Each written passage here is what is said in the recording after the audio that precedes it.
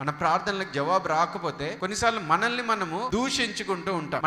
నేను ఎలాంటి వాడినో, నా ప్రార్థన ఎలాంటిది అనుకుంటా. ఒకవేళ దేవుడు అలా ప్రేరేపిస్తే, ఆ విధంగా నీ మనస్సాక్షిని మీద నేరం మోపితే వెంటనే దేవుని దగ్గర కూర్చుని పశ్చాత్తాపడాలి. దానిలో ఆ విధంగా చేశాడు. పితరుల గురించి కూడా ఆయన పశ్చాత్తాపడ్డాడు. వారు ఈ మాట వినలేదు, అందుకని ఈ పరిస్థితి వచ్చింది, అందుకని ఈ చెర వచ్చింది. వాళ్ళందరి దోషంను కూడా క్షమించు అంటూ ప్రార్థన చేశాడు. మరి ఆ విధంగా మనస్సాక్షి నీ పైన దోషారోపణ చేస్తే, నీ కోసము, నీ పితరుల కోసము, నీ కుటుంబం కోసము నువ్వు దేవుని దగ్గర పశ్చాత్తాపడాలి. దేవా, మా పిల్లలు తప్పు చేశారు, లేకపోతే మా తల్లిదండ్రులు తప్పు చేశారు, లేకపోతే వీళ్ళ వల్ల తప్పు జరిగింది. వాళ్ళ మీద నేరం మోపడం కాదు. తప్పు చేశావంటూ వాళ్ళని నిందించడం, వాళ్ళని ఖండించడం, వాళ్ళని అవమానపరచడం కాదు. వాళ్ళ తరపున నీవే వ్యక్తిగతంగా దేవుని దగ్గర నిజమైనటువంటి పశ్చాత్తాపంతో నువ్వు ఒప్పుకోవాలి. దానియేలు అది చేశాడు. దానియేలు ఒప్పుకున్నాడు. తప్పనిసరిగా హెచ్చరించాలి, కానీ నీ హృదయం మాత్రము దేవుని దగ్గర సరిగా ఉండాలి.